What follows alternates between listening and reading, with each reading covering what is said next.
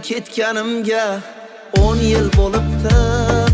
10 yil qishlog'imdan yuribman uzoq. Men yurgan yo'llarda o'tlar unibdi, ko'milib bo'libdi.